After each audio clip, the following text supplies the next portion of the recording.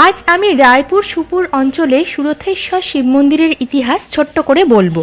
কথিত আছে, রাজা সুরথ অমরকণ্টক থেকে এক বৃহৎ বানলিঙ্গ নৌকা যোগে নর্মদা নদীর ধারা ধরে নিয়ে এসে তাকে শিলাময় সুউচ্চ মন্দিরে স্থাপন করে পুজোর ব্যবস্থা করেন। এই শিবই সুরথেশ্বর নামিত হয়েছিল।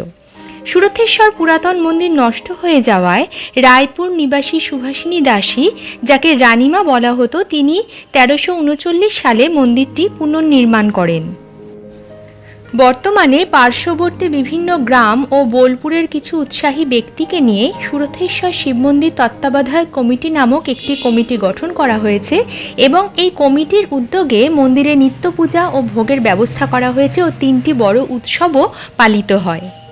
বর্তমানে এই মন্দিরের সংস্কারের কাজ করতে গিয়ে প্রায় ১৫০০ পূর্বের পাল বা সেন বংশের উমা মহেশ্বরের মূর্তি খনন করে পাওয়া যায়, যা এই ২০২৫ সালের ২০শে জুলাই প্রতিষ্ঠা করা হয়েছে এই মন্দিরে।